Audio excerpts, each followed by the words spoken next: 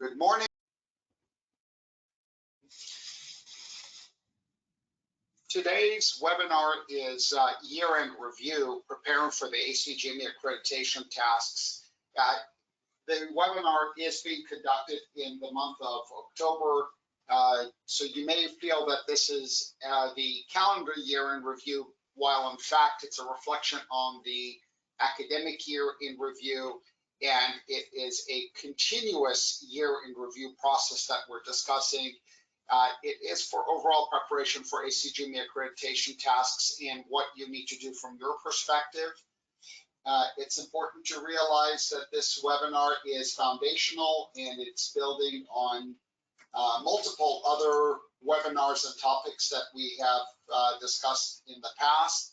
I want to bring to your attention that from the menu option, My Help, when you log into My Evaluations, you have all the various topics of webinars listed here with blue icons of all the various discussions we've had over the course of the last 12 months, discussing various functionalities and various modules with help documents that go along with them.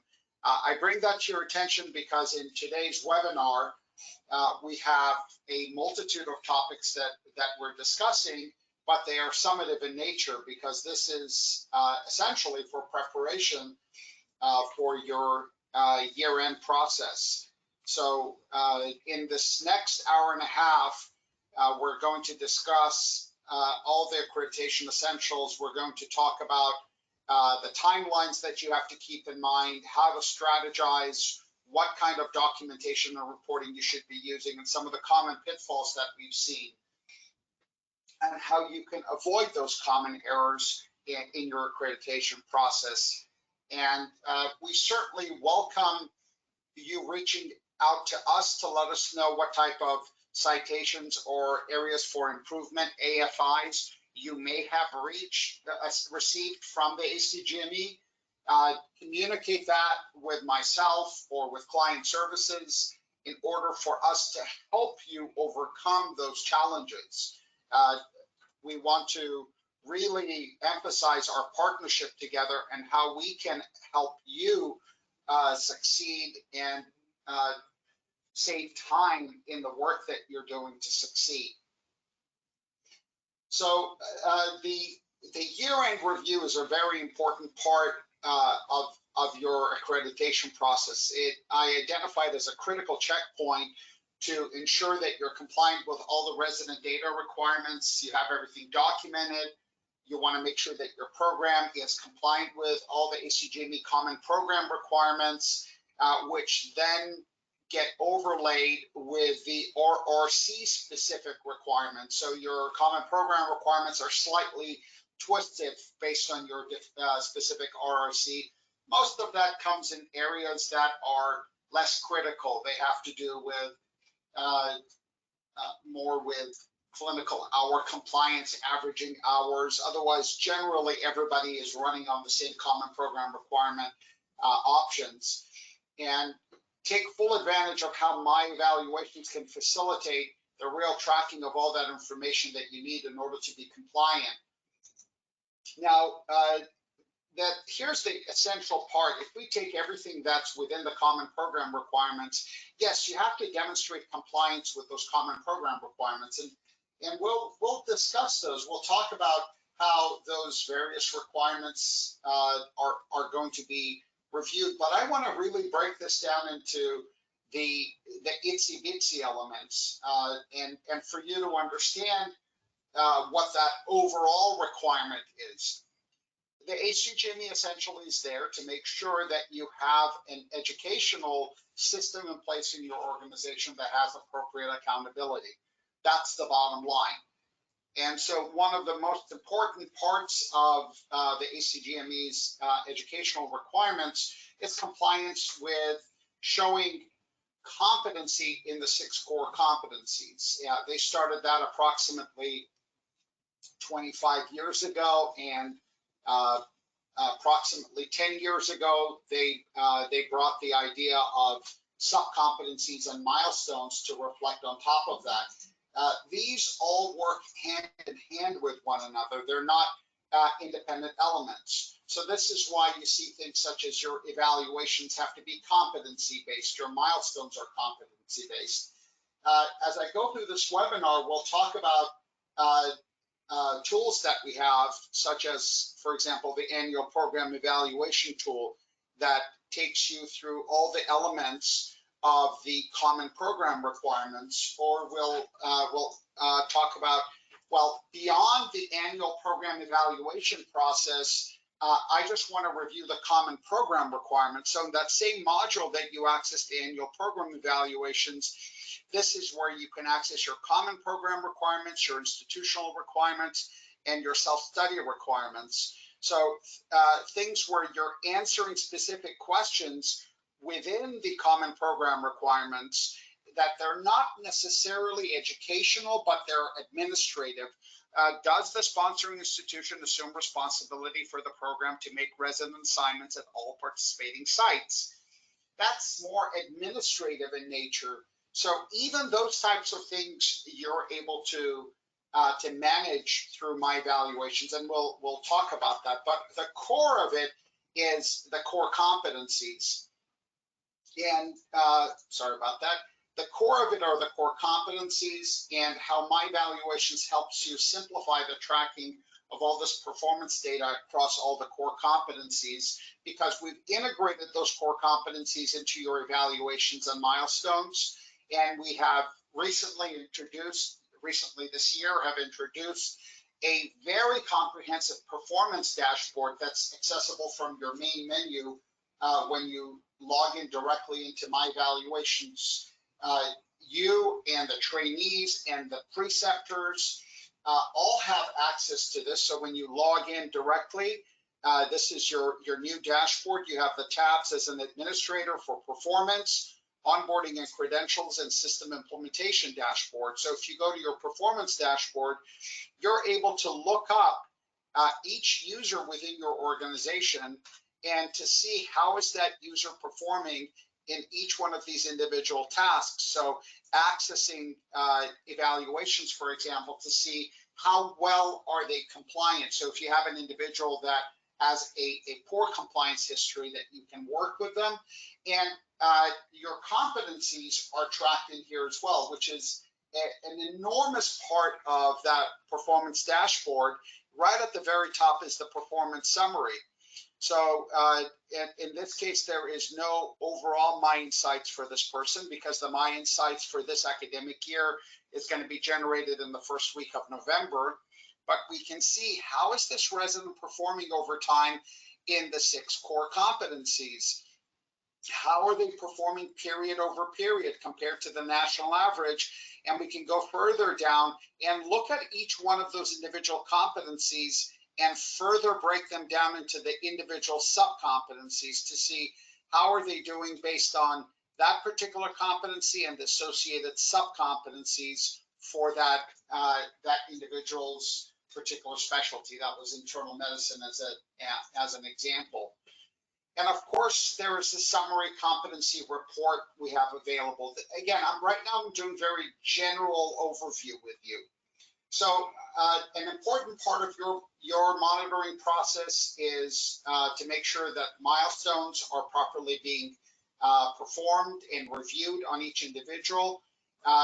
Along with that goes your annual program evaluation process and your self-study process, reviewing the individual common program requirements to make sure that you've addressed those, which I'll review through the dashboard with you during this webinar. And to make sure that internally, I want you to be generating site surveys. I want to pause on this idea of site surveys for a minute, because we get a lot of questions from you. Why doesn't my evaluations provide an ACGME site survey? Well, the truth of the matter is we have in the past, and ACGME told us not to because we did such a good job at it. And I'm telling you the honest to goodness truth. About 10 years ago, the ACGME sent us a big letter telling us to cease and desist from what we were doing because we were infringing on their process. So if you go into My Evaluations and you go under the menu option Evaluations and you go to Edit Evaluations, scroll down to the bottom of your list of your evaluations and access the Restore Archive Evaluations. This is our demo department, so there's a lot of, we'll call it garbage in here. I'm going to scroll past. My intention here is just to show you, I would encourage you to review your list of deleted evaluations, because in your list of deleted evaluations, you are likely to find some evaluations like a fellow ACGME survey evaluation. I don't know. We don't have those anymore. But I certainly would encourage you to look through and to see if there are some history of evaluations that you have created and you may not even be aware of it, because these evaluations are a representation probably of what you've designed to meet those ACGME survey requirements. So I encourage you to look through and see if you have old historical evaluations or create your own internal site surveys to mimic those ACGME surveys. And I encourage you to do those 2 months, not earlier than 2 months and not earlier than 2 weeks. So somewhere between 6 to 8 weeks before the actual ACGME site survey, I recommend that you do your own internal site survey. Number one, because it lets you identify key issues. It is an anonymous survey so that you can address them internally and bring them up during conferences and discuss it with your residents and faculty. And number two, because it lets your residents better understand what the questions from the ACGME will be. The most common ACGME citation has to do with the ACGME site survey. The site survey, if it identifies some deficiency where trainees are complaining about something or faculty is complaining about something, and when they come to your institution to do that accreditation site review, and you have not put that as an issue, meaning you're not aware of it, that's where you get a citation. So that you're not aware of it, ACGME is going to bring it to your attention. So I cannot emphasize enough how important it is for you to generate those internal site surveys. And I do apologize that we are unable to say to you, here's a site survey, but I promise you, if you look through things, you can put a site survey together yourself. So now let's talk a little bit about that whole accreditation cycle. There's a self-study and a 10-year accreditation cycle. The accreditation cycle for some of you will be different based on any citations or AFIs that you've received. This is a comprehensive review by the ACGME looking at your program as a whole, and that floats along with the self-study, which our APE module lets you do both the self-study, lets you do the common program requirements, and lets you do the annual program evaluation process. There's an annual data submission requirement through the ADS, the Accreditation Data System of the ACGME, the semi-annual resident outcomes that you have to report, the resident case logs, where the residents are reporting those case logs on an ongoing basis, and the faculty and resident scholarly activities that you're required to put into my evaluations.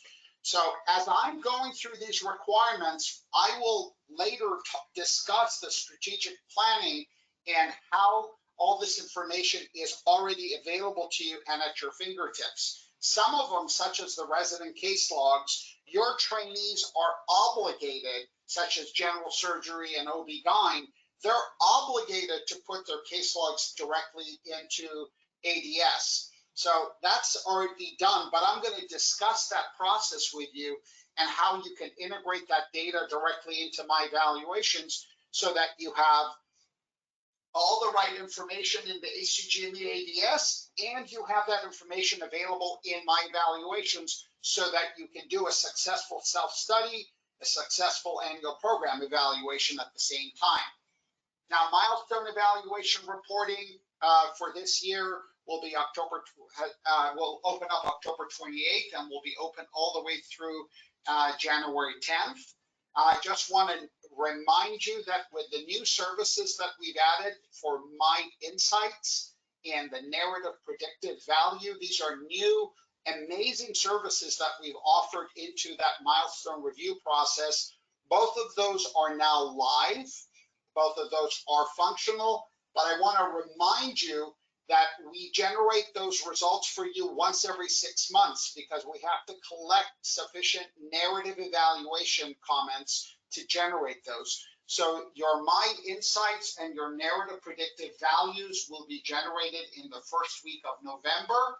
So your CCC meetings should be aligned with approximately mid-November.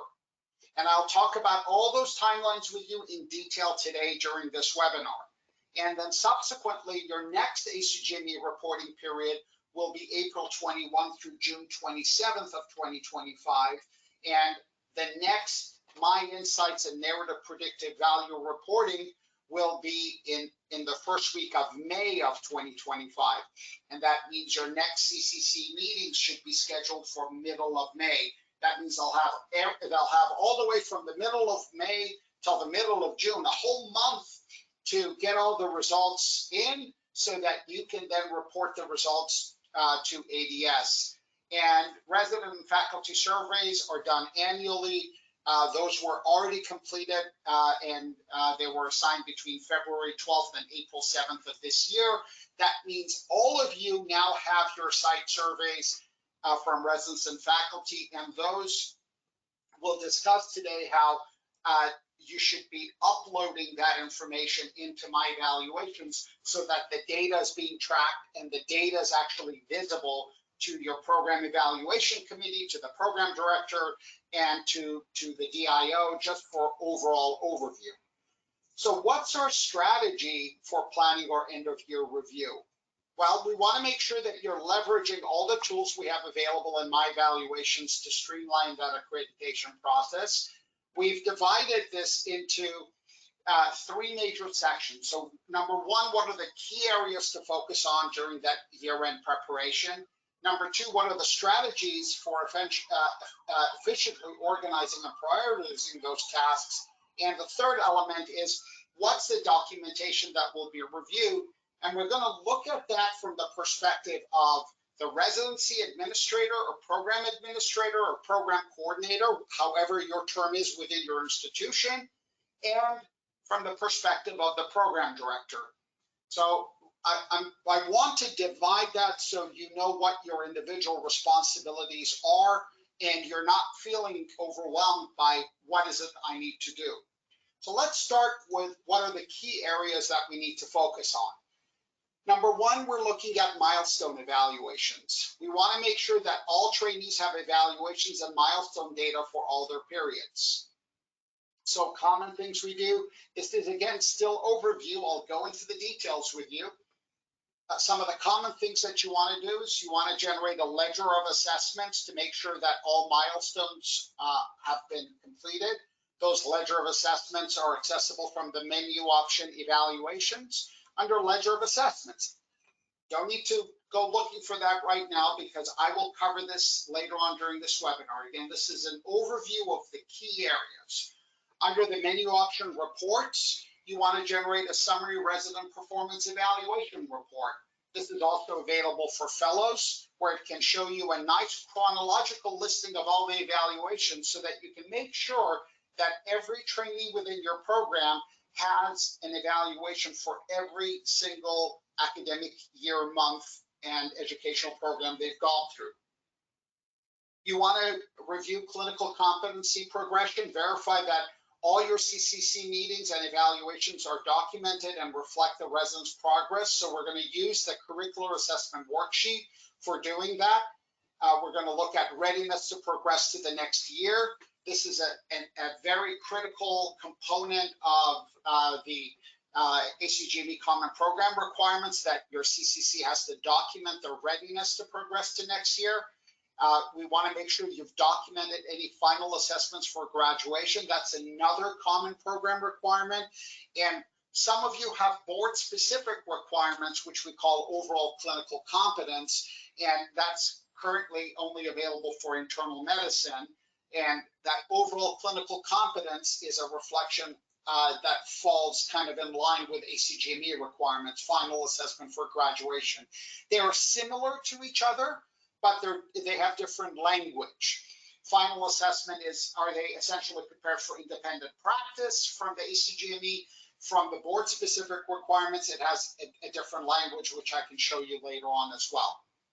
So the other key area to focus on is the resident and faculty surveys. We want to make sure that you review and address those ACGME surveys. From the residency coordinator's perspective, you will be exporting the data in an Excel file and a PDF file from ACGME's ADS, and you're importing it into my evaluations. We have documents showing you how to do it. It's super easy. It will take you less than half an hour to upload and import 4 years, 5 years of data, take it out of ADS and put it into my evaluation so that your program evaluation committee is able to review that longitudinally. Again, I'll review that with you later. We want to make sure that all your procedural logs are up to date. Specifically, Section 4 of the Common Program Requirements talks about verifying supervision of patient interactions. What level of supervision do the residents require? We're going to use the curricular assessment worksheet for doing that. And the last component has to do with scholarly activities, and we want to ensure that your residents and faculty scholarly activities are accurately logged throughout the year, and we'll talk about that as well, because all of this, for the most part, is either automatically done through the conference module, or if they're outside conferences, your residents and your faculty are able to upload that information directly into their profile in My Evaluations, and that information is then automatically accessible to you.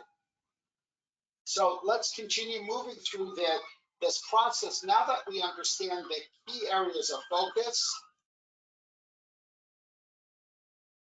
my apologies, I muted for a moment because an ambulance was going by.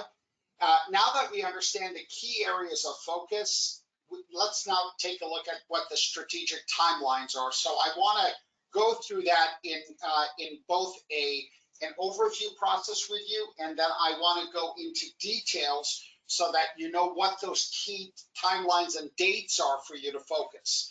So the 4 major areas that you want to work on in terms of strategizing your timelines is, of course, you want to set the key milestone dates for review. That has to do with your CCC review and your resident self-assessments. All of that you do from the menu option evaluations under milestone periods. Now recall at the very beginning of this webinar, I pointed to the My Evaluations system, and I pointed you to My Help, and I talked about all the previous webinars that are in here. So I'm right now talking about setting key milestone dates for CCC review and self-assessment. And then I tell you, you need to go to the menu option evaluations to set milestone periods. Now, some of you may be very familiar with this, and you'll say, well, David, I already know this. Why are you telling me this information? Because not everybody does. So in terms of doing that, it's important that you take some time, if you're not familiar with managing milestones, to take a look at the Manage Milestones at EPA's document.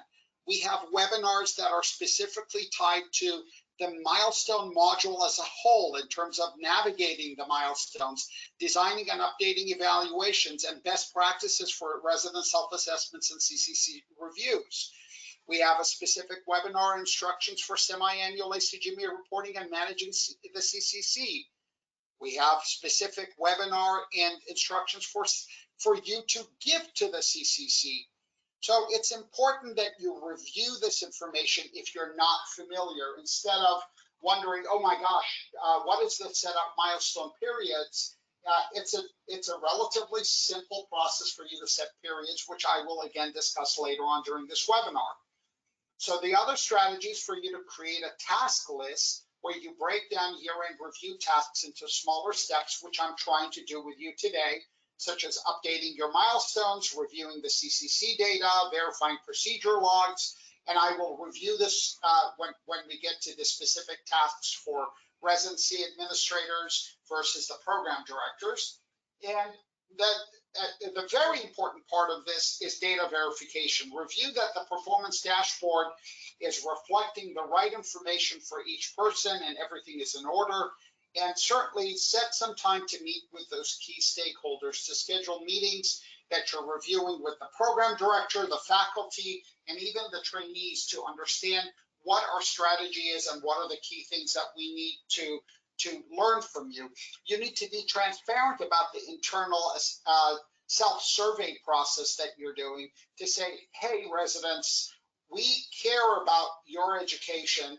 We are going to distribute a survey to you that's anonymous. We want you to provide us with direct feedback so we can make improvements in our program. So by you being transparent, you can actually get the stakeholders to directly be involved in your success on this process. So an overview of the key dates that we're looking at, starting from dates that have passed. June 5th, ERAS open. This is very quick. We're going to run through this and then we're going to look at it over the course of 12 months. What are the specific things you want to do? Early September, the ERAS applications began. Then there was a review process that started towards the latter part of September. So at this point, you're already in your new application process. Between October 28th and January 10th at the same time, you're going to do your ACGME milestone reporting process. So that's going to start overlapping with your interview process.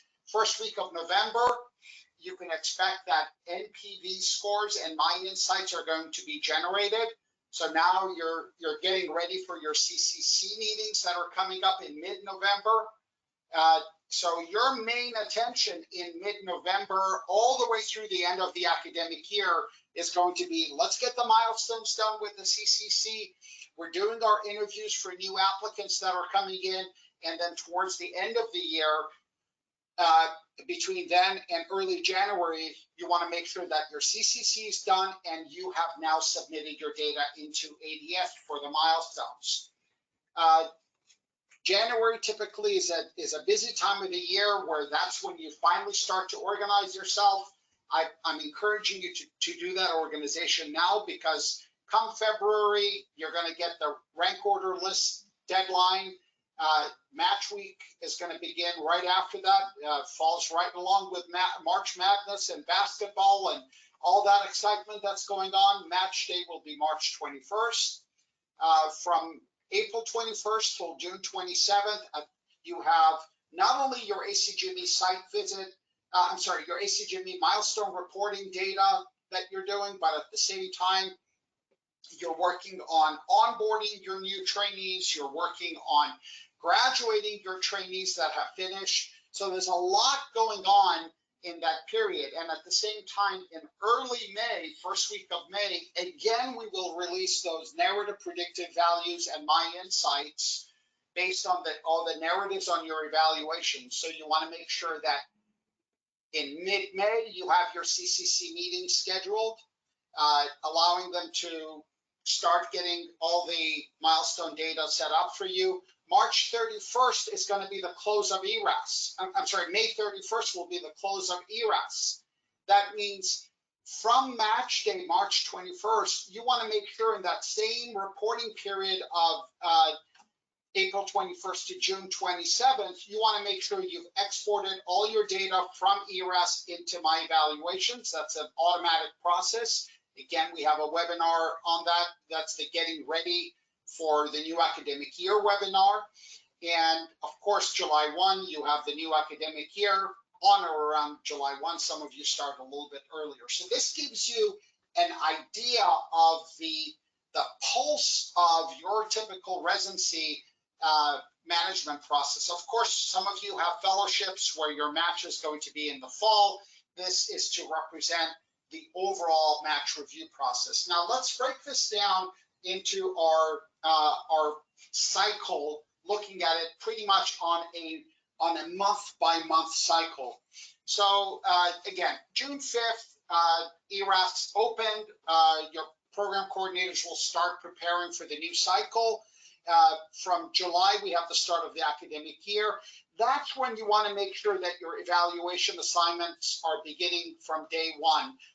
You're either generating those manually or you're using the scheduling module to trigger those evaluations. You're either using the My Evaluation scheduling tool or you're using a third-party scheduling tool that integrates into My Evaluations to automatically schedule those evaluations. That is very key so that you can make sure that those evaluations are done. As I get later into this webinar, I'll talk about tools that are available for you to make sure that you don't have any holes in your evaluation process. As we get into August, this is orientation, initial setup. You have the first couple weeks of August, you're going to schedule your CCC meetings to review expectations for the year. This is not in terms of the actual meetings, but you want to make sure you get those scheduled dates, knowing that mid-November is when you want to schedule them. You want to let your faculty know ahead of time because that also corresponds with Thanksgiving. We start getting into December and people want to take vacations. So you want to set those dates early on in August. Set up those milestone review periods. You want to make sure you've enabled milestone self-assessments for the residents with due dates. You want to encourage your residents to do their procedure logs and upload their scholarly activities, those that they're doing outside. And all schedules and MyGME Fiscal should be in place. MyGME Fiscal data should be in place by this first couple weeks of August. So we're talking about your schedule for the entire academic year should be in place by this time, if not much earlier. Many programs get their schedules already done by May. I'm putting a deadline of mid-August. You should have your schedules for the year in place and all your fiscal data for your trainees should also be checked. That's going to be using the MyGME missing demographics tool to make sure that all the fiscal data is in place for your new incoming trainees. You've already done it last year for your trainees, so for this year, it should be much easier for you to get that done. As we get into September, that's the start of the residency application review process. September 4th, application review submissions begin. Here, as program coordinators, you should balance reviewing applications with monitoring evaluations and other tasks, making sure that either you're assigning those evaluations manually or you want to, if they're being done automatically, I'll show you later on tools that you want to use to make sure that those are going properly. By end of September, your residency program will begin reviewing those applications. As program coordinators, you should continue in that application review process and maintain that the evaluation assignments are generating. So pretty okay in September. You've already set the dates coming up for November for your CCC meeting. So by October, your focus should be on the semi-annual ACGME reporting that's beginning. So now you know, okay, end of this month, I have the ACGME reporting that's opening up. I want to make sure that my residents are submitting their milestone self-assessments, because if my CCC is meeting by mid-November, we want to make sure all the residents have already submitted all their self-assessments by the end of this month. You're going to be very busy with interviews, so you want to plan your CCC meetings accordingly. You want to make sure all your evaluations are already going out so that you're not worried about all these various activities that are happening at the same time. By the time you get to the first week of November, those NPV scores and My Insight aggregations are going to be available to you on your curricular assessment worksheet and performance dashboard. Now, you're still working on interviews. You still have people coming in. But you know what? You've already set up your dates. Well, one important new element that you want to make sure you do in mid-November is you want to monitor for burnout. This is where you're going to go and assign the Oldenburg burnout inventory evaluation that is already available for you. This is also when you want to make sure that you assign that mock site survey, that ACGME mock site survey should be assigned in mid-November. This is a great time to do that burnout inventory because the residents, the new interns will have been working for July, August, September, October, 4 solid months. So that gives you an appropriate reflection. And we're going to repeat this Oldenburg burnout inventory survey in the spring as well. Twice a year, we're doing this survey to make sure that all of our trainees are as healthy as possible. These are anonymous surveys. Again, I encourage you to go through the My Help module and review all the various module tools that we have here, because we have specific tools that talk about the site survey, and you want to make sure that you go through these and you become familiar with all the various tools that we have. So here you have the tools for screening, self-screening and monitoring burnout. There's a document on this, there's a webinar, and there's a separate tool for screening for depression, that's the Beck's depression inventory. I'm not talking about the Beck's depression inventory. I'm specifically talking about the Oldenburg burnout inventory. And by mid to late November, at this point, you have already scheduled your CCC meetings back in August. All your NPV scores and mine sites are available. So this is where you're now organizing your CCC meetings. There's a specific webinar on organizing your CCC meetings and how to go about that. So you want to make sure you reviewed that webinar and you're ready to do everything that was discussed in there. As we move from November into mid-December, before the holidays come in, program directors by this time will have their semi-annual review meetings with each resident. At this point, the CCC should have already completed all their assessments by mid-December. They will have clicked Save and Finish later on the curricular assessment worksheet. So the data is in place for the program director to sit down with the residents and review their performance, review their procedure completion, review their levels of certification, which is one of the ACGME requirements. We'll review everything. We'll review any performance improvement plans and finalize those curricular assessment worksheets so that you can begin to do that data submission prior to January 10th of 2025. As we move through that cycle in mid-December, sorry, that was a repeat. As we move through that cycle, we get into January. I've already reviewed with you, beginning of the academic year. You're essentially focusing primarily on your data submission to ADS. And now by the time you get into February, that rank order list certification deadline is there. You want to make sure you have finalized your program ranking and submit your information. And then moving from there into the early spring, this is where your next major busy season is going to start again. March 17th, match week begins. March 21st is match day. At this point, you want to have your connectivities already set up between ERAS and My Evaluations. It's a simple click, and all your data from ERAS will come into My Evaluations. And you don't have to worry about that May 30th deadline anymore. Your data is in the system. At this point, you want to start planning for your onboarding of your new residents.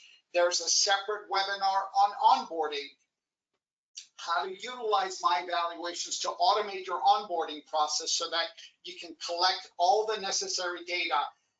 If we're talking about MyGME, for example, for your fiscal reporting, you want to make sure that in your onboarding process, you have the residents uploading their medical school diplomas.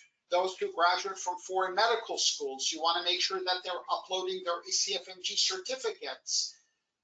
All of these will make your life easier because they are then automatically integrated as part of the Medicare audit process. you don't have to do anything anymore. So as long as your onboarding process is working effectively and you're following the instructions we provided in our webinars and documentation, you're good to go.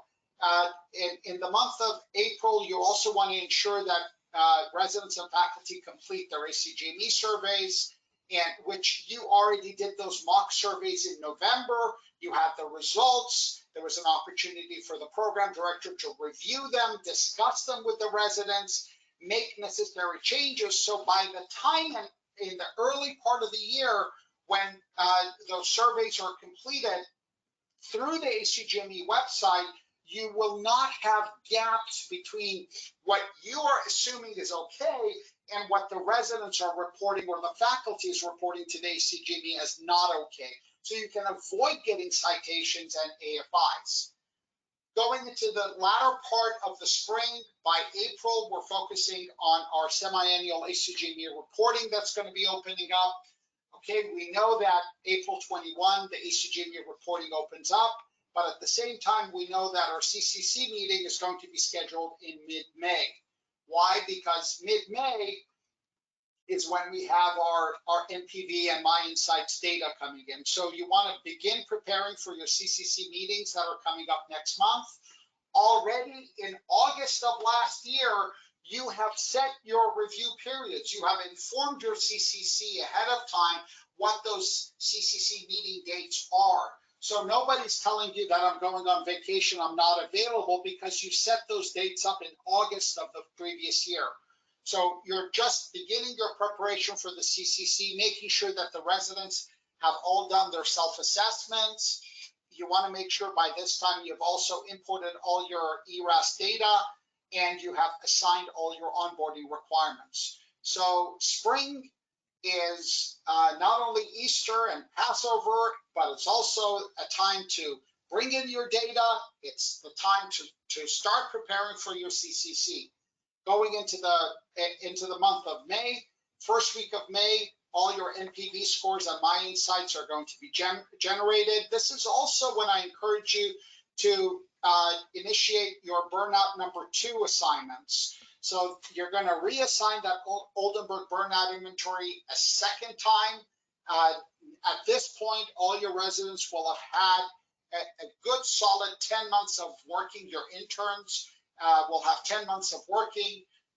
All of your more senior residents will also have had some time to settle in, and you want to get a second set of results to keep making sure that your burnout assessment correlates with the ACGME's burnout assessment.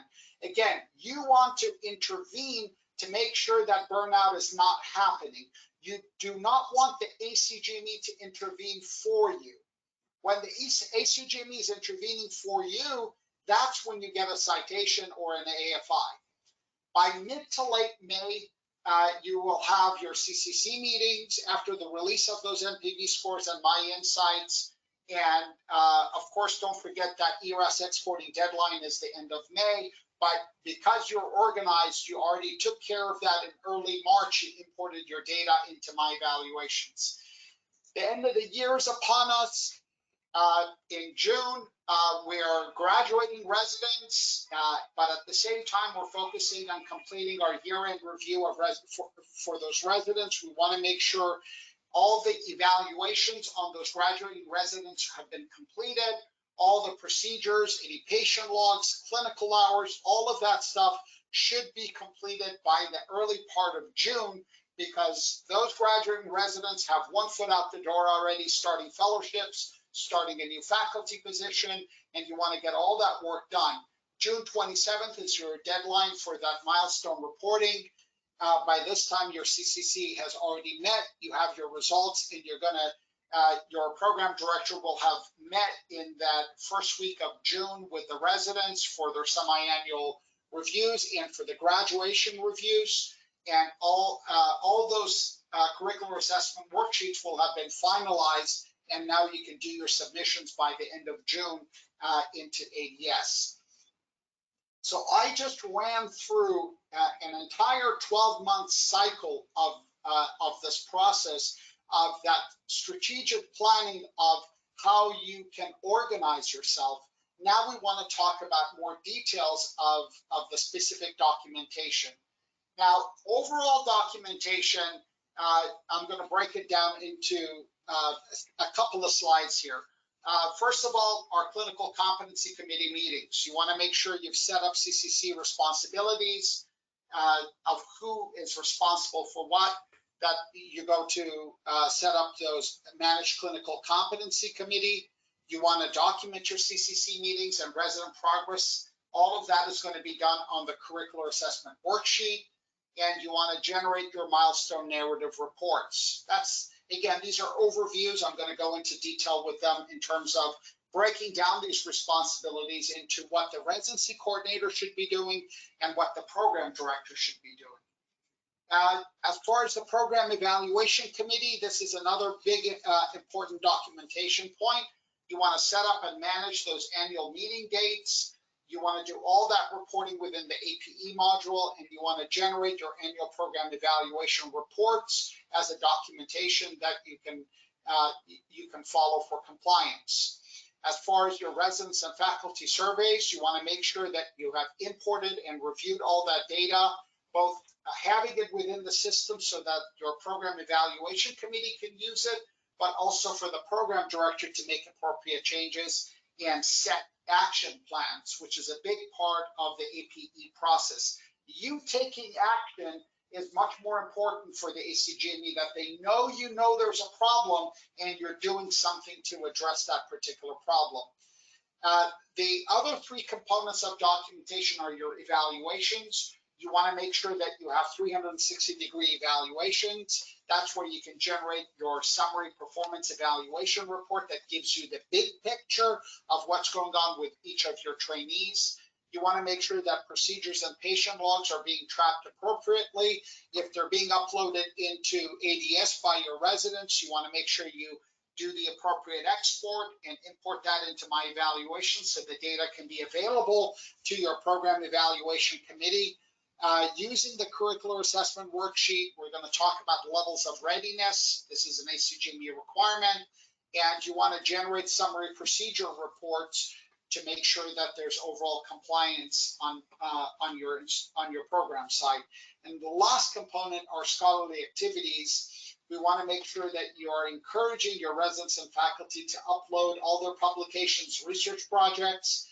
You want to encourage them to submit quality improvement recommendations, and you're using the conference module to track all your internal conferences, the presenters being the residents and faculty, because all that data automatically gets integrated into the ACGME reporting process. So now let's look at this from a role-based perspective and look at a little bit more detail of what you should be doing piece by piece. So the first role that we want to focus on is the role of the program coordinator.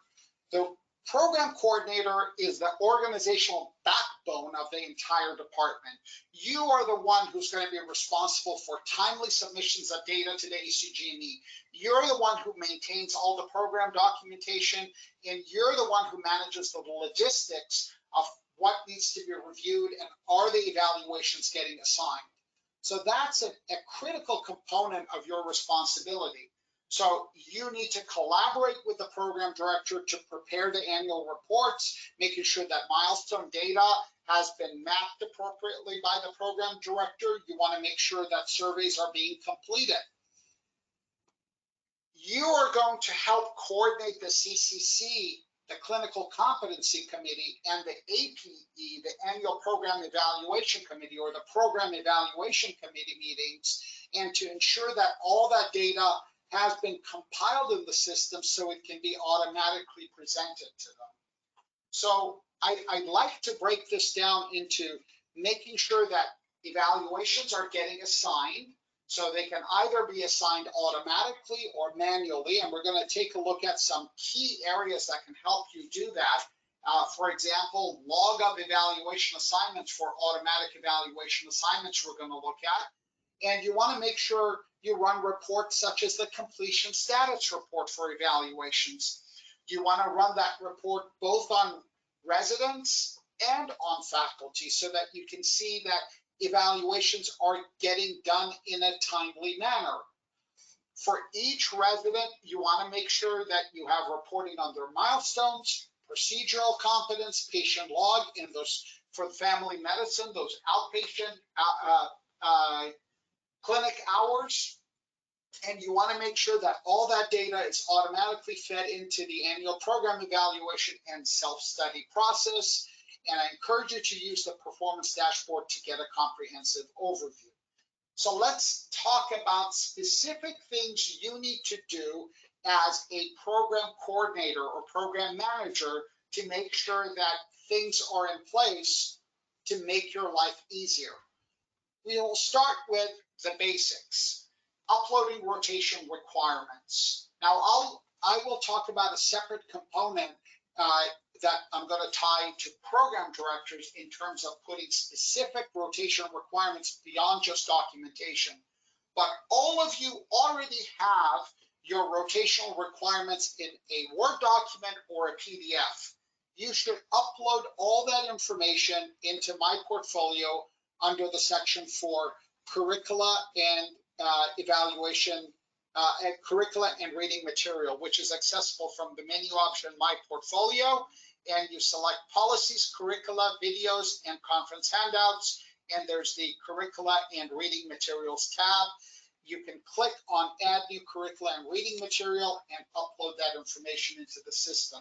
It is a super easy process. You're uploading this information very easily, selecting the particular file, and it becomes available. So that's a critical component of what you need to do, because there's a requirement that all the rotation requirements need to be distributed to the trainees. Well, by you putting that into the system will automatically send those emails to the trainees. And there are automatic reports available for the program evaluation committee to see that they have been sent out and to see where there are problems. If you set up your evaluation assignments to go out automatically, then you're able to generate a log of evaluation assignments. Now, this is great. It tells you what has been assigned, and you can see that evaluations are getting assigned. But what's really great is you can actually select the option for missing assignments and to say, hey, what's missing in the system? But wait a second, if something is missing, doesn't it mean that the system didn't assign it? Well, why didn't the system do what it was supposed to do? And you can see here in the evaluator column, it says no attending overlap.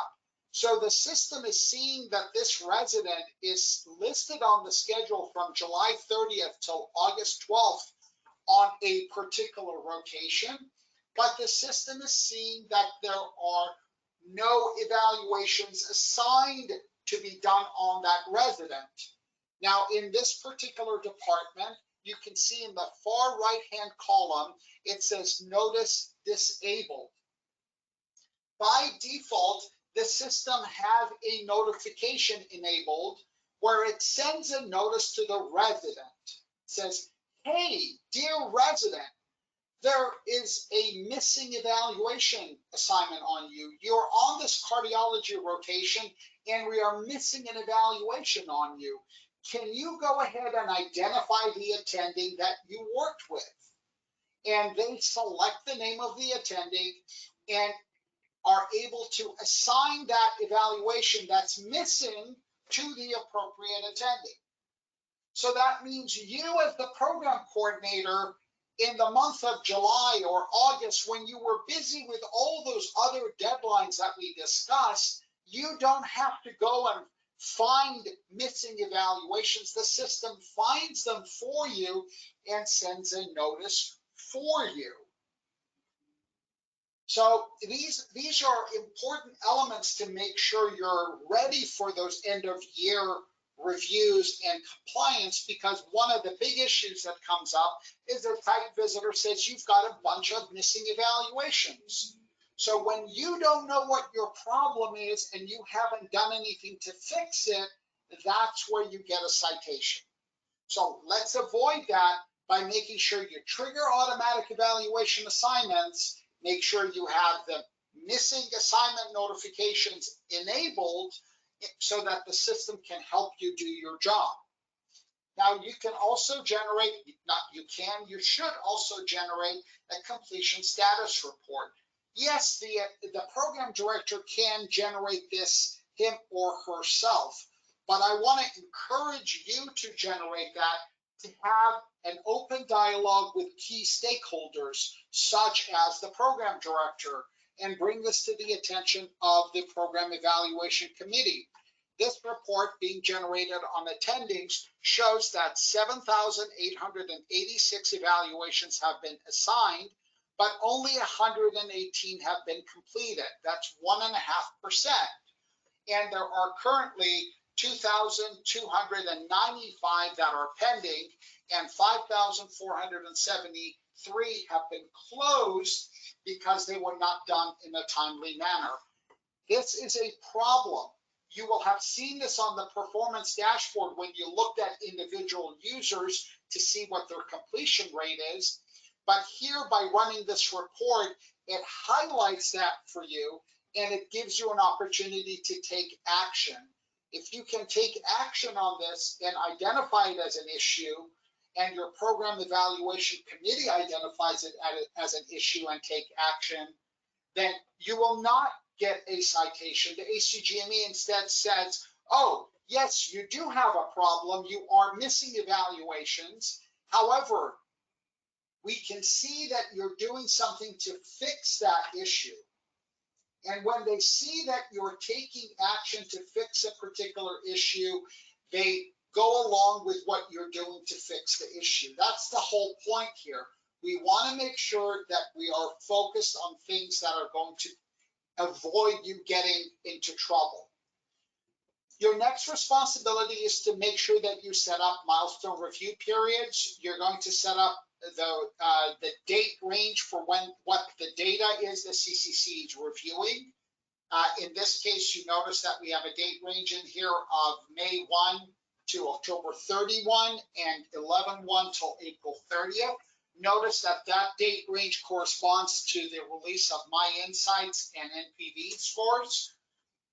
I recommend that you have a similar date range. That's your decision. By default, the date range is set from the start of the academic year till 12/31, and from January 1st until the end of the year, which typically is June 30th. But that's a decision your program has to make to set these recommended date ranges. And the other date range has to do with self-assessment due dates. You do have to enable self-assessment due dates. They're not enabled by default, and the system will then automatically send notices to the resident to do their self-assessments. Remember, during our timeline process, we talked about how in October and in April, you will remind the residents the importance of them getting their self-assessments done in a timely manner, even though the system is also sending them notifications. You set your milestone periods. You also want to set up your CCC members. You want to make sure you assign specific trainees to specific CCC members. And you want to make sure that you provide the CCC instructions that are available under My Help to your CCC. There's a webinar link you can send them, and there's a PDF document you can send them as well. It's important that each CCC member is assigned specific residents. All CCC members should not be assigned all residents. You want to make sure that this is done for every academic year. You simply add or edit that particular list, and that's easy from there. Now, we talked about how you want to, you need to manage those CCC meetings. We talked about the webinar that is available for you on how to best manage those CCC meetings. That was a very extensive webinar we already have available for you to review. Now, after all those are done and after the program director has met with the resident, you're able to generate a ledger of assessments report from the menu option evaluations to make certain that all of those milestones have been reviewed on each resident. This will show you those assessments that have been completed. It will tell you whether the residents have reviewed them. It'll give you a review confirmation. It'll tell you whether they've done a self-assessment in the far right-hand column, and it will tell you any assessments that are still pending. So your administrative responsibility is to run this report to make sure on the ledger of assessments that everybody has a self-assessment. You want to make sure that everybody has completed what they need to complete to move forward. Going along with generating this, at the end of the CCC review period, after the program director has met with the residents and finalized the milestones, then you're going to go and generate your report for milestones reporting. That's your milestones narrative report, also accessible from the menu option evaluations. You generate that on all the residents. At this point, you will have a final score. Again, I encourage you to review the webinar on the entire management of the milestones module, because it will make your life much easier, where you can generate one report that has all the final scores. You click the button Export to Excel. The system will give you an export file that has each resident on a separate Excel tab. That makes it much easier for you to do your data submissions to ADS. Very easily, you go through each tab and you know what you've done and what you haven't done, and do all your data submissions. So this takes care of your evaluations and your milestones. Now I want to turn your attention as the program coordinator into the annual program evaluation process and self-study process. Here you want to make sure you've managed the program evaluation committee.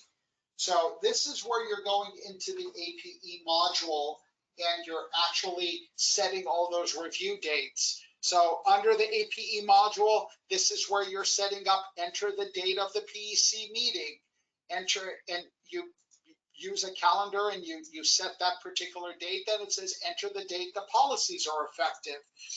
Enter the annual review date. Enter the next review date.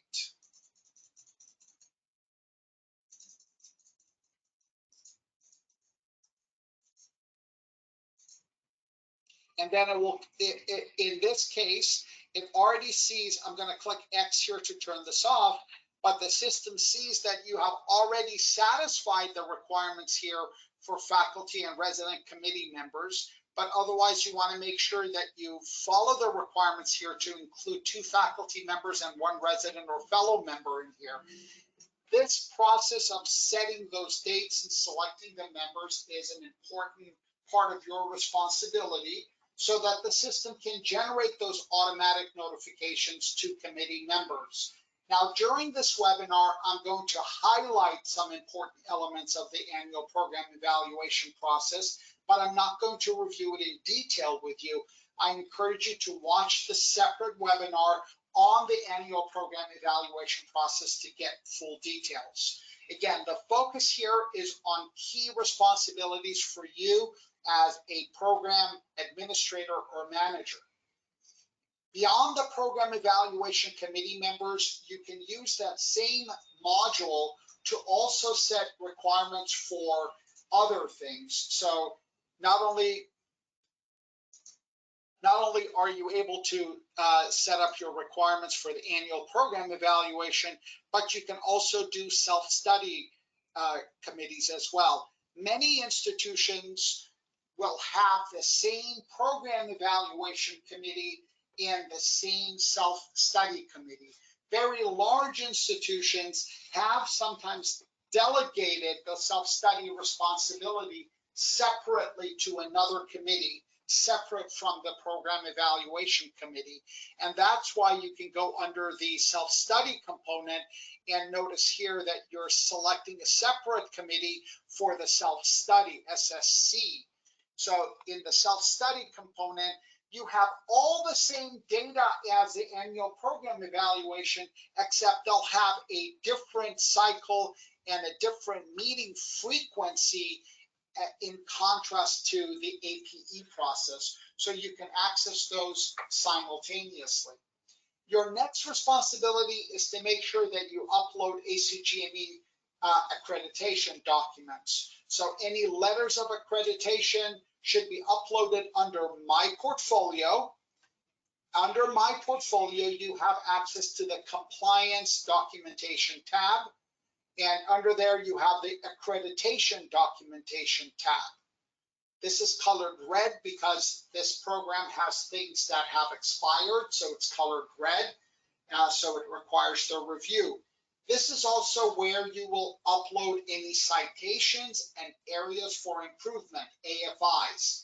So it's very critical that you put that information in, because when I get to the program director component, I'm going to talk about each one of these. I'm going to talk about how the program evaluation committee has already been set, how the program coordinator should be exporting data, how the all of the AFIs and citations will automatically show up in the annual program evaluation module for the program evaluation committee to review. And I'll show these screens again later, but all of those action plans over the course of 5 years, again, I'm under the annual program evaluation module, but this is where we can see incomplete action plans, and they're divided by specific take action plans and citations and AFIs.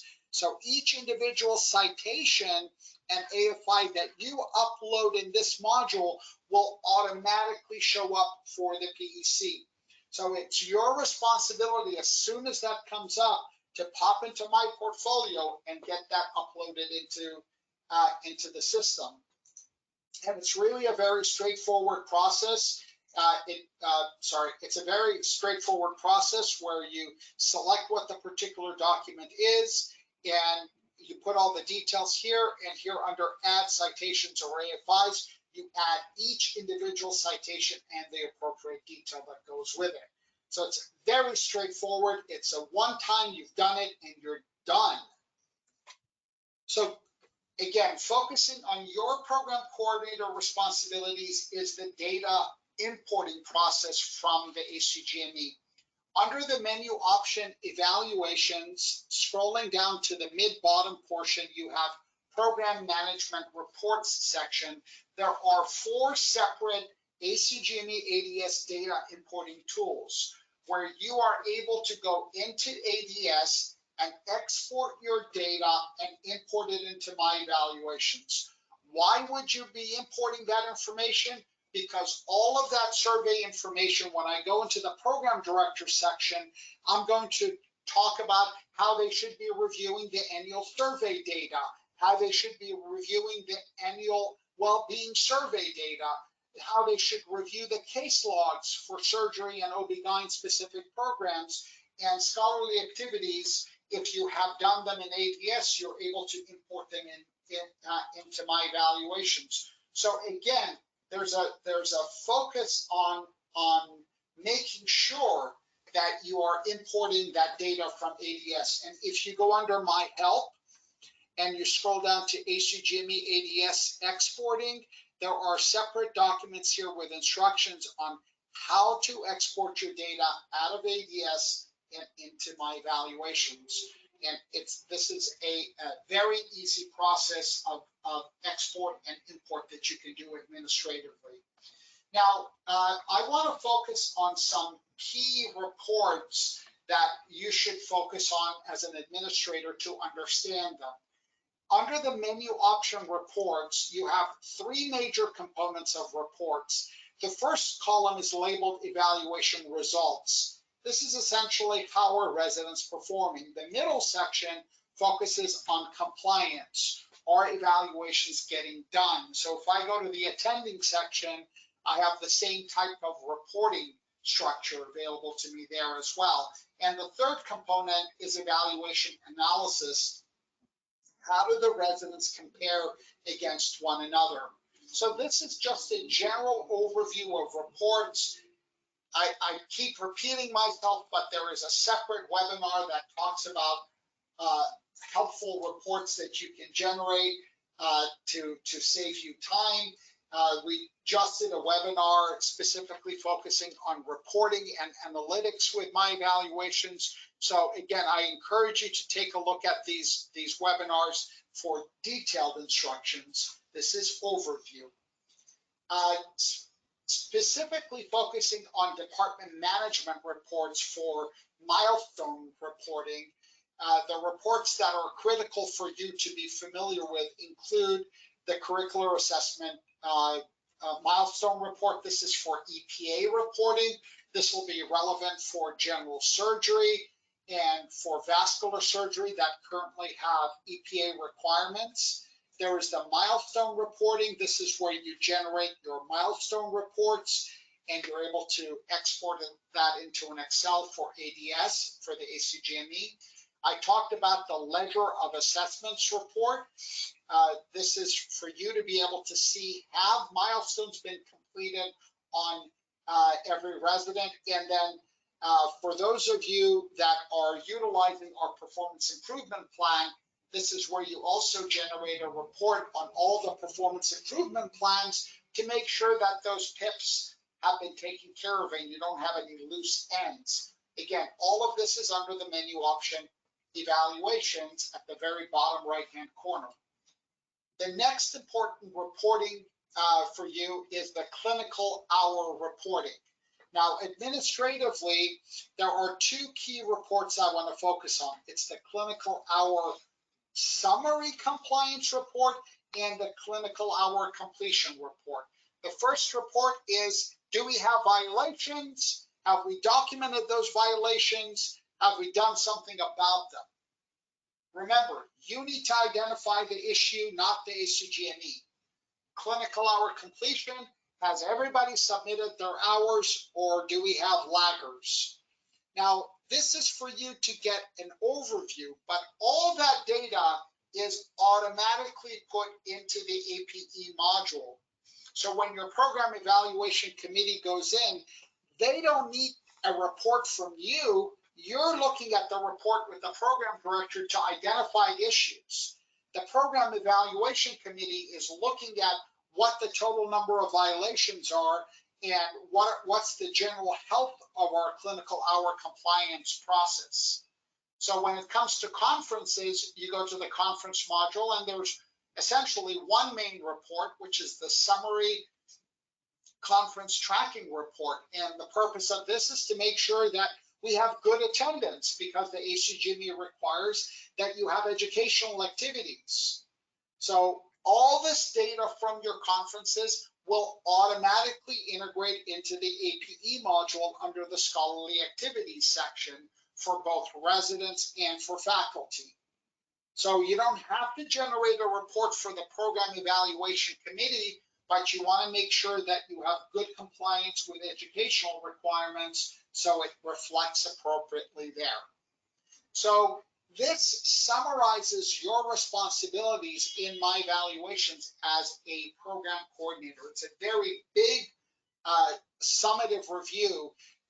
The main point here was if as a coordinator you automate these processes by scheduling your conferences, automatically triggering evaluation assignments, making sure that trainees are submitting their clinical hours and violations are documented, all of this data is automatically integrated into the APE, and components such as the well-being survey and the site survey and case logs for surgery can be imported into the system directly.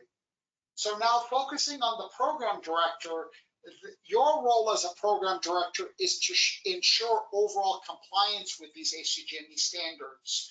You want to oversee the program's educational content. You want to make sure that your rotation requirements are appropriately being implemented. So we're going to talk about how do you see that a rotation is doing what it's supposed to do? How do I ensure that I have an alignment between those core competencies and the specialty specific requirements? How do I review and address the results of those semi-annual milestone evaluations and annual ACGME surveys?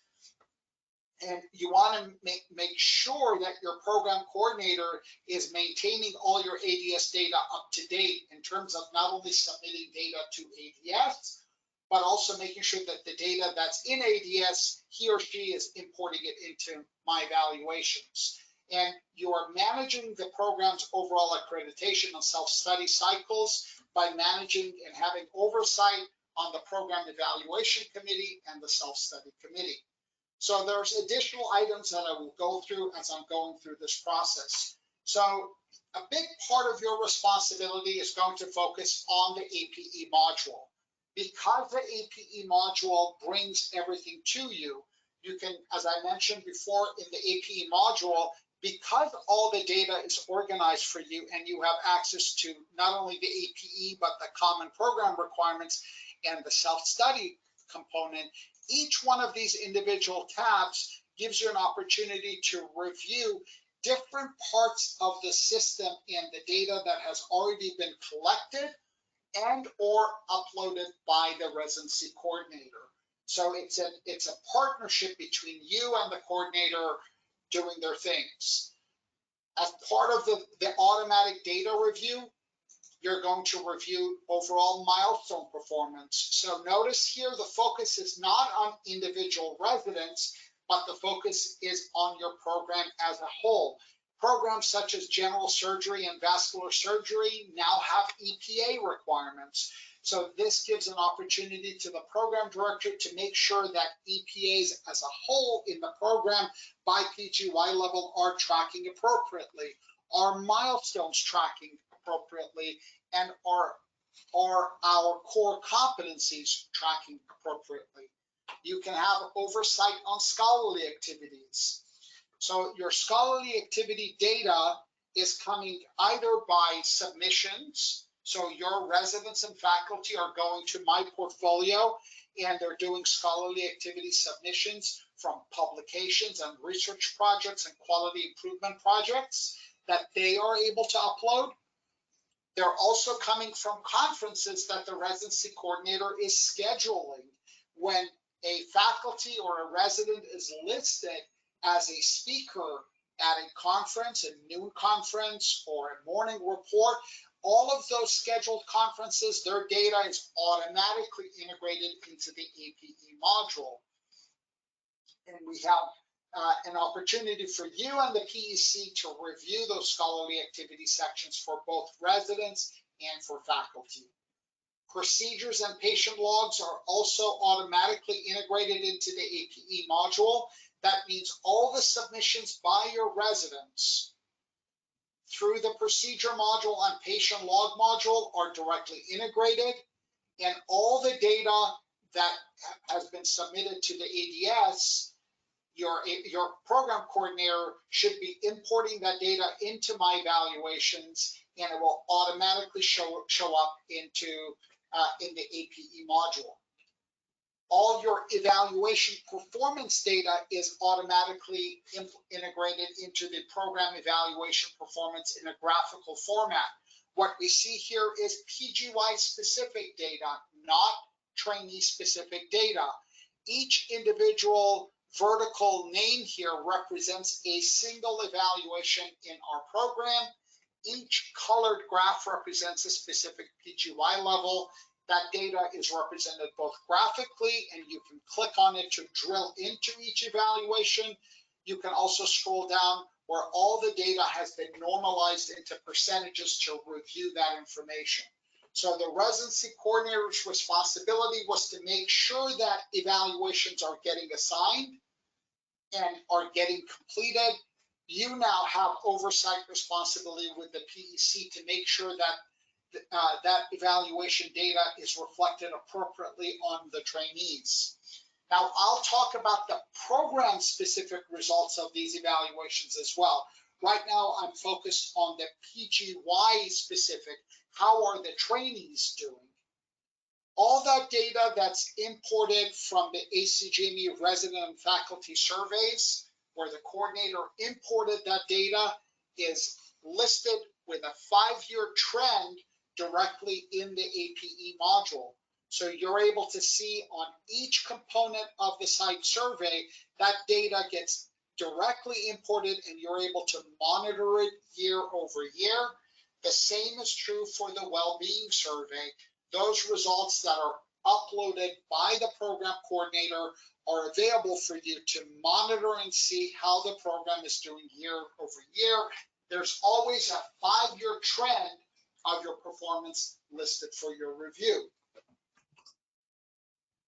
The APE module is also going to display all those ACGME citations. So any specific citations that come in, including your letters of accreditation, should be uploaded and will show up in the APE module for you and the Program Evaluation Committee to review. In the APE module, you set action plans for areas of deficiency. All those action plans and their performance are listed for you over a 5-year period. So as I go into each section, if I go to faculty and I look under scholarly activities and I see that maybe there's a deficiency in terms of a particular area, I can set a take action plan by doing either a PDSA and or doing a strengths, weakness, opportunity, and threat analysis. And as I go through each one of these, I'm able to set due dates.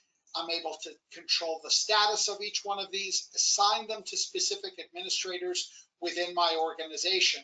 So by your coordinator importing that information in and putting that information into my portfolio compliance documentation, you can have proper oversight. And as I showed you before, under the monitoring section, all those action plans and citations are listed for you, so you can see the status of things that are incomplete or complete and make priorities on each one of those items. So if I go to the monitoring section and I see that I have specific action plans that I need to reprioritize, I can take an action plan and move its priority higher. I'm able to edit them, change actions, adjust the plans accordingly to meet my specific program requirements. In the APE module, you can write summary program strength notes, weakness notes, and discuss opportunities for program improvement and document any areas of concern. All of this is available for you to generate as a report. Each one of these individual sections, you're able to select the components that you want and just print those specific components. There's no obligation to print everything. So when you go to the menu option evaluations under the annual program evaluations report section, you can select a particular section, and under that section, just generate a report on those subsections that meet your requirements. You can look them up by complete or incomplete status, and you can include or exclude all your take action plans for a this particular selected academic year or for all academic years. So it gives you very easy oversight of this information.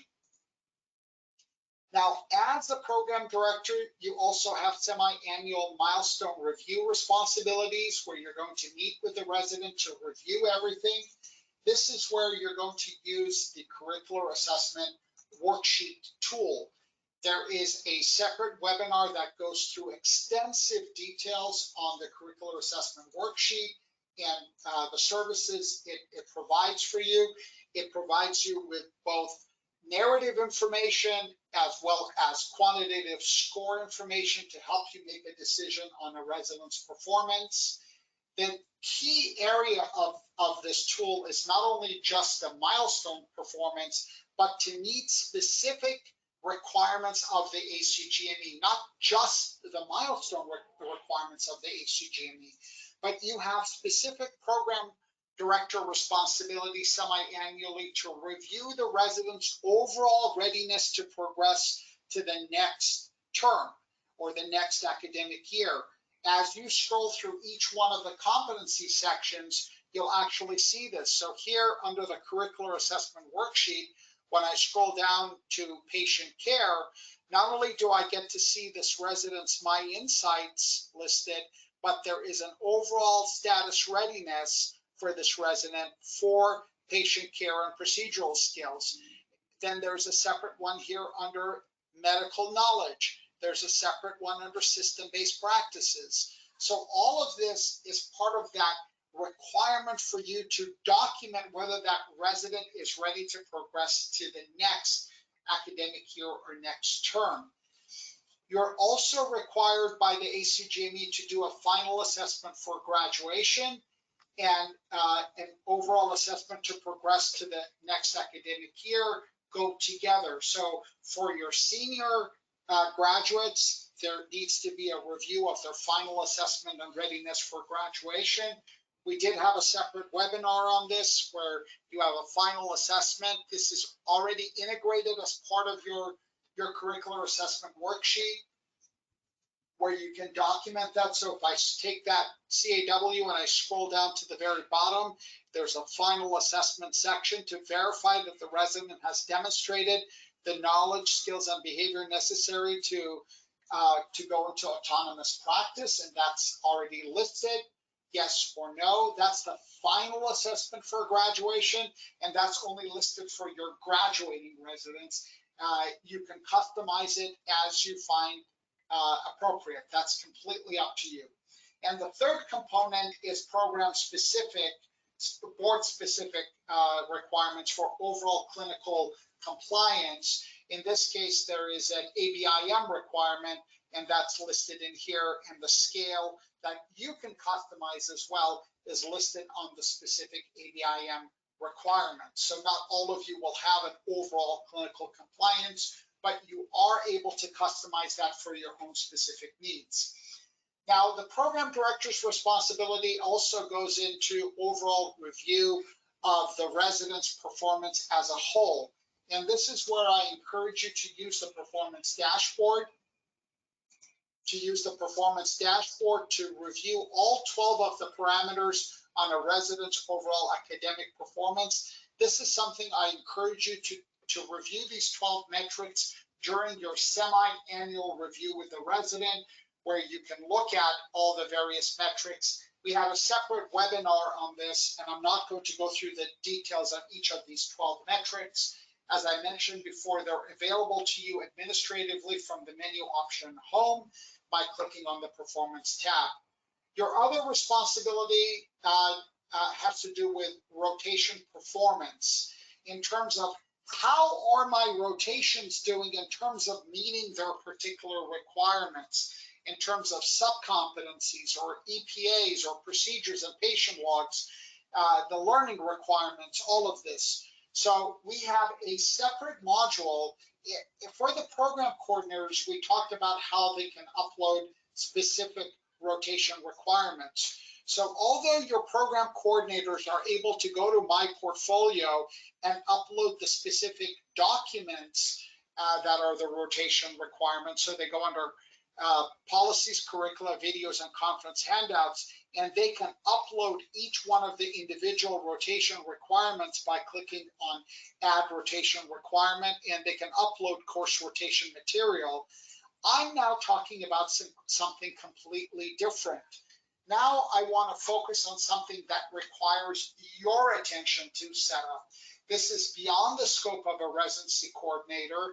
This is within the scope of a program director to specifically define what are the entrustments that are tied to a specific rotation, to set up what are the specific procedures I expect the residents to do during a rotation, and how many of them as a minimum do I expect? What are the types of patients I want them to see and document so I can make sure that they're having the correct patient experiences, and what type of quizzes and learning assignments do I want them to complete to meet the educational requirements. At the bottom, those handouts are those learning documents that the residency coordinator has uploaded. You can append that list by adding specific journal articles and learning material that you want residents to review during each rotation. Everything that's listed on this page is delivered to the resident as a rotation requirement email 2 days before the beginning of each rotation. So if you have documented all of this, again, this is beyond the scope of a residency coordinator. This is it requires a program director to specify this level of detail. It's not just about document uploading, but by you uploading this, the residents will get a rotational email with those specific requirements. The beauty of this is by you setting up those specific rotation requirements down to this detail, you can then generate reports to look at a rotation's performance. How is the rotation performing in terms of meeting those specific requirements? So instead of you just assuming everything is okay because everybody's getting a good evaluation score, or assuming everything is okay because most people are doing well on their in-training exam, you can actually monitor the performance of each rotation to make sure that it's meeting the specific requirements and move from there. You administratively, as the program director, can also look at the overall performance of the milestones. So you're able to run a rotation performance report to see how are the rotations doing by PGY level to meet our particular requirements.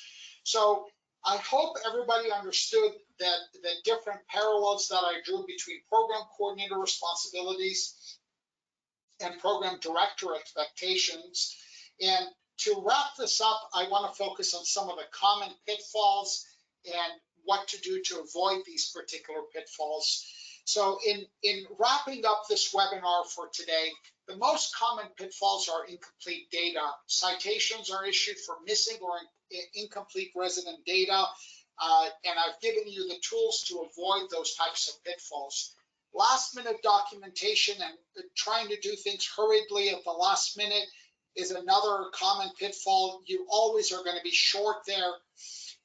Finding a gap between what the ACGME survey have to say and what the actual results are, and not addressing those gaps ahead of the ACGME survey is another common pitfall. And inconsistent CCC meeting and reporting data is another very common pitfall. Now, to avoid these types of errors, you want to start early. That's why I gave you a schedule to reflect on that particular schedule. You want to regularly update your documentation. Things such as your case logs, you can export them out of ADS on a monthly basis and import them in, or you can do it on an annual basis. The system avoids duplicate data entry, so you can import case logs as often as you want. You want to make sure that you're doing frequent data audits, looking at the attending completion status report, identifying issues early and addressing them. You want to make sure you involve key stakeholders. Those stakeholders include your residents and your faculty, and use the technology. My Evaluations gives you a lot of tools to automate these tasks and track your progress. So avoid that last minute rush to try to get those things done, and stay aligned with those ACGME deadlines to have a clear schedule. So I want you to use the performance dashboard to regularly monitor resident performance. Early monitoring of those ACGME surveys, I'm repeating myself on that. You want to track evaluation completion rates, and you want to review reports before they are submitted. That's another very key important aspect of this. To streamline this review process, you want to automate things where possible. Use the curricular assessment worksheet for your milestones. Use the conference tracking module for your scholarly activities. Use the procedure log module and ADS importing tool. Use the APE module. All of this automates a lot of your process. You want to make sure you've implemented standardized processes by using, for example, that curricular assessment worksheet that I showed you, because that's a standardized process that includes everything that you need to meet the ACGME requirements. Do monthly data checks, as I mentioned before, and again, going back to that performance dashboard to review resident performance. Engage your key stakeholders early, and make sure you monitor survey performance over time by looking at that APE and finding trends and issues. That wraps up our webinar. on getting ready for our end of year review and ACGME accreditation process. And I'd like to take any questions.